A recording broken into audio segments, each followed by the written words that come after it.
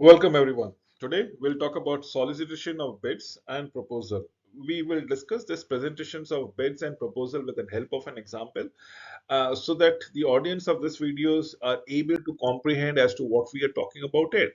So anyway, let us understand what is the agenda. We have a pre-bid meeting agenda as far as job order contract is concerned, JOC, which we'll talk about it. To understand one more thing, I would love to say that this is which we comes around it. Construction task catalog is CTC would be often reviewed.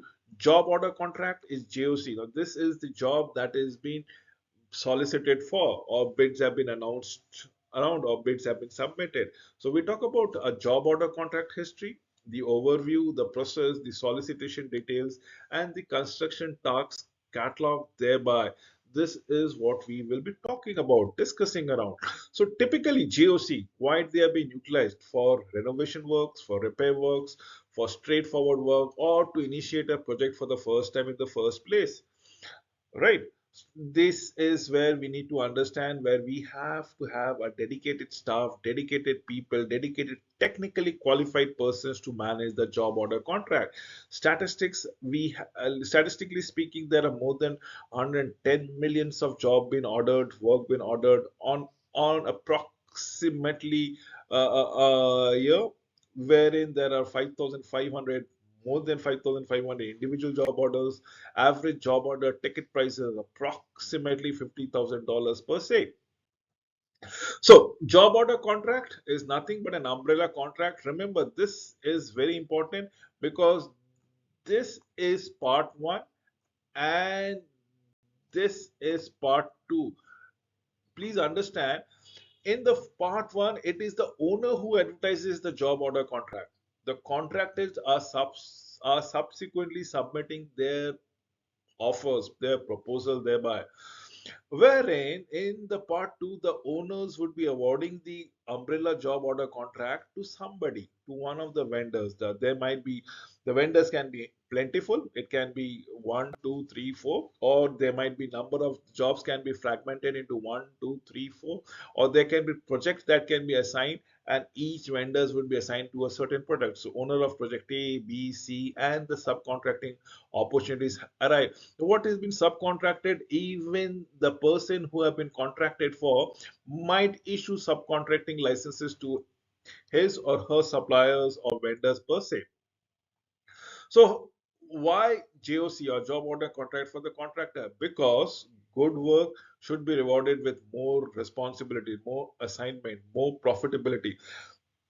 Profit, remember, is a function of volumes, is the number of works, the amount of work that you go out doing it, and that will actually elevate the probabilities of making you more profit. Volume is driven by performances. Good products, good performances would be rewarded, duly rewarded with more works, more contract. Job order contract provide essentially a steady cash flow, and they do not have to chase for the new work project here and there. They don't have to look for job orders or project or bids, proposals in different places, different avenues. So essentially, we are looking at a long-term relationship because good work needs to be rewarded. Develop partnership is what we are looking out here. Now, this is needs to be understood time and again. Reduce risk, payment for every work element has to be performed, and ability to perform to input during the scope development. Now, what does the subcontractor benefits, and how does it he or she makes the money? For example, one of the best thing is responsiveness requires local presence, and the who is a better person than the son of the soil who is working in that place, probably born in that place, knows everyone inside out, and they are able to execute the work of a different company on a very easy terms and condition and easy fashion. On the contrary, when the company wants to work it on their own, they might face a lot of impediments which might not be very fruitful. So yes, a wide range of possible projects means a variety of subcontracting, simplified procurement process of country, allowing them to procure more for a shorter period of time, multiple projects on multiple sites simultaneously thereby. So Essentially, now we have spoken about the subcontractor benefit. Now tell me, we need to discuss why does it work in the first place? Job order contracting, because it allows me to allocate a fixed budget. It tells me the timeline. It essentially tells me how do I benefit without taking much of a pain in terms of managing the show, taking a headache, probably liaisoning things. Now, everything gets individually and competitively bidded also. So that means there are fair chances that the prices that has been quoted, since this is the capital market economy, people are going to produce or provide a much more relevant and pertinent cost factors only. Contractor has continuously facing financial incentive to provide responsive services. Everybody would love to ensure that their reputation is not being impaired.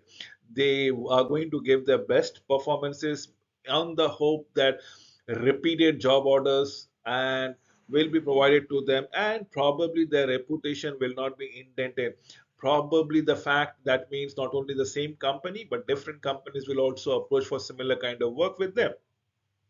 So that means the quality work on time, timely closeout, payments have been done, no obligations to award specific projects, and so on and so forth. Now, talking about efficiency, number one major things if you look into it is time saving, is faster procurement, and best case scenario is the relationship partnership. It is where everybody joins hands for their own benefit. So if you look into it, job order contract starts within 25 days after the proposal will be submitted, bids been analyzed and been awarded. It starts in 25 days with design around in 50 days, and probably with a bio built within approximately 10 months you are done around it. 9 to 10 months is what actually takes for the project to start. So that is what we are looking. So essentially job order country overview leads not only to time saving but also to cost saving. Cost saving in terms of 3 to 6% is essentially being saved altogether straightforward. Administrative cost we are trying to shave off by more than 1 to 2%. Similarly for chain orders, fewer claims, fewer eligibilities, and other fees that take is been taken care of. It's like uh, taking an Uber versus owning a car, owning a Mercedes. So if you want to own up a Mercedes, you have to pay taxes, the registration charges, the licenses, and so on and so forth. But if you want to travel the distance with the Uber, you just have to pay the money for the fare, and that's it. No other headache that needs to be done. Where the car needs to be parked, how it is to be serviced, what are the taxes, the licenses, everything has been taken care by the company or per se the owner of that vehicle. So that is what the cost savings are all about. It is the cost of construction, the lower procurement and administrative cost, the fewer change orders and claims that needs to be taken care, the reduction of administrative fees, execution fees. There are whooping differences of approximately 10 to 12% that things comes around it, and that's a sizable amount of money that you are saving. So what comes around when we uses JOC or job order contract? The absence of pre-established quantities inhibits trading staff by prime contractor. Definitely yes. Uh, Next best thing is the people from the vicinity gets an opportunity to get employed, gainfully employed. They are not only gainfully employed, but they ensure that the project that they are involved in sees the light of the day and it becomes successful over a period of time. So there is a responsiveness from the local community. No bonding requirement, is a faster payment. Everybody is working on their own. They are aware why they are working, what will be the remunerations, everything goes falls into place. Next is the increased transparency that comes around, that everybody would have an understanding why a person is working for what kind of products, what kind of projects, and thereby it leads to it. No shelf life for prices, probably for job orders. Faster procurement cycle is good for end of fiscal projects. Talking about invitation for bids, now this is what we need to understand. I have already said about the CTC. CTC is Construction Task Catalog. did I mention that we will be explaining this particular presentation with an help of an example of a construction elements? Now, this is where the construction task catalog will essentially tell me what we are trying to build. If it is an overbridge, if it is a bridge, if it is a road, you name it, if it is a tunnel that we comes around it, the technical specification will be given. Now, this is a document that has been provided for essentially at the very beginning. So, invitation to the bids will tell you about the purposes, the competition intended, overview of the contract, how do we go around it, what are the discrepancies that comes around, if there are any, how do we, what is the remedy to it, bidders minimum qualification, what are the essential requirement, the promise money that needs to be to be said, that technical expertise, whether they have relevant project expertise, instruction for the bidders, and so on and so forth. CTC would tell me about the pre-price construction tasks. Everybody will have a fair bit of an idea about any project which before launch, what are the amount of cost that needs to be involved. So pre-priced catalog tasks, construction tasks will be always be mentioned out there. Then we can talk about the engineers as the construction specifications based on the labor, cost of the land, based on the material, equipment cost. Things might vary. This is what we are talking about, the scope of work as such. The scope of work for the contract needs to be discussed around here. Giving you an example of a construction task catalog where we are talking about heating, ventilation, central heating, ventilation, AC equipment, packaging, outdoor HVAC equipment is again heating and ventilation, air conditioning equipment, and so on and so forth. Just a typical task that we are talking about, if we are trying to have an heating and ventilation equipment that needs to be installed. So technical specifications specify quality of materials, workmanship, the quality of people, staff, manpower that would be engaged in, corresponding with the task in the construction task catalog. So how JOC or job order contract has been bid? Basically, we need to understand that there has to be a minimum of 3 bid adjustment. We can have different working hours per se. Let's say there can be a normal working hours, there can be beyond normal working hours, and then there is something called non-pre-priced tasks, probably things that now has been accounted for. So two adjustment factors always applies in CTC, construction task catalog purposes. One applies to a task not in the CTC. And how do we go around it? Process is something where it's very simple if you want to go. This is what we are looking forward to.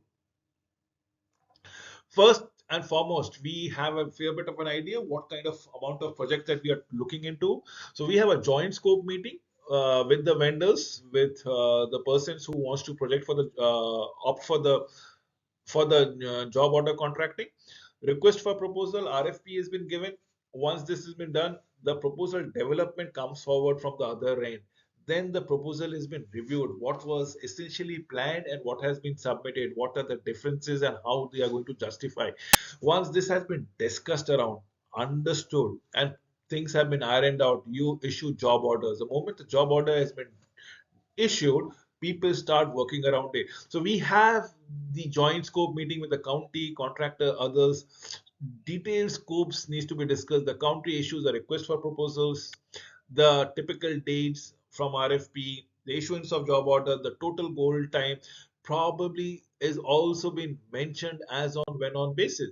But the solicitation details prior to the bidding, the county cannot identify a commit to a specific project or location, identify a commit to a particular construction task categories, catalogs, activities or quantities. Absolutely not possible.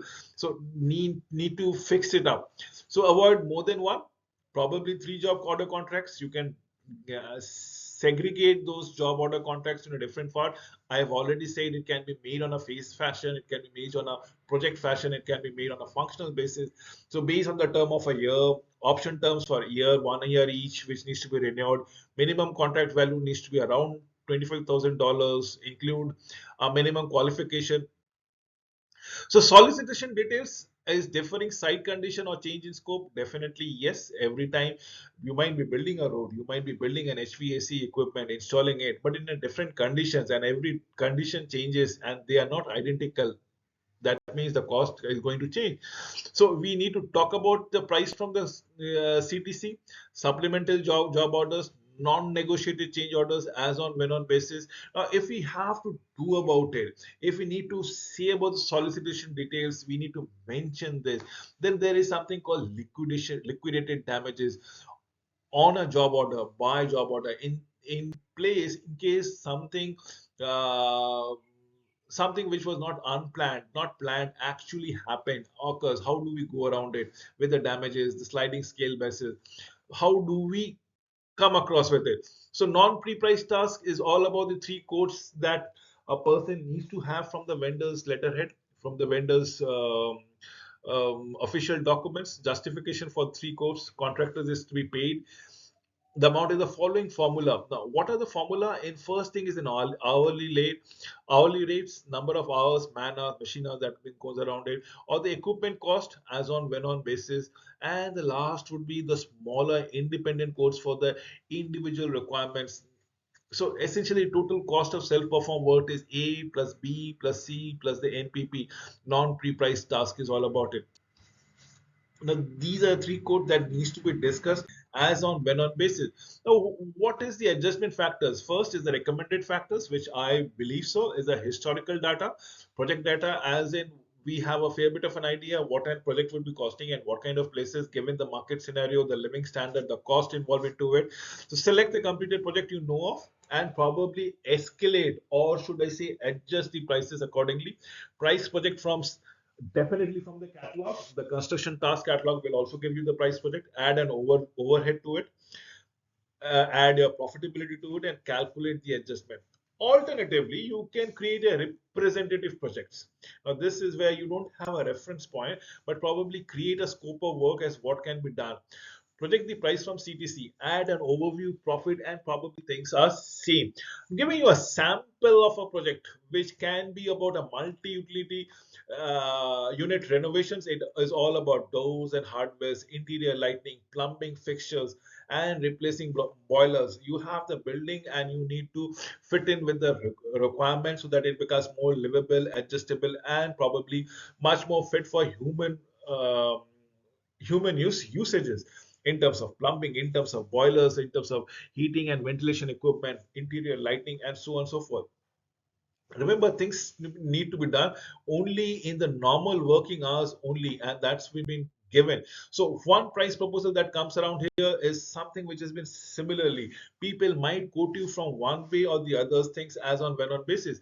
See, quotes gets differences, and this is for the audiences of this particular video. I'm just giving you quotes. How does it appears, and different vendors would be coming up with different quotes. So that is what a sample price proposal is all about. It essentially, if you talk about it, the direct cost of work from CTC or construction task catalog, if you look into it, the replacement boilers, it's costing around $30,444. Doors and hardwares, lightings, plumbing, it would be costing around approximately $88,000.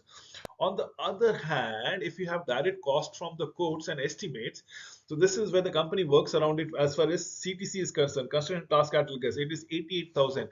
But from the quotes and estimates, it works around the same thing at 83,000, approximately $5,000 cheaper.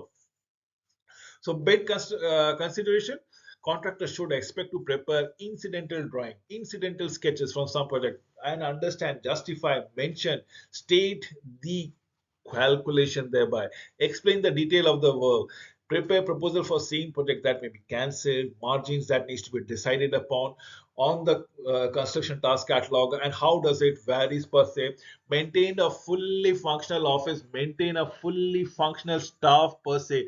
This is what we require to go about it. Meet participation goes thereby. Now, this is what we are interested upon. Contractor adjustment factor. Now, this is what we are talking about the contractor. If you look into it, this is the simple adjustment factor that comes around the unit price, the quantity, the adjustment factor.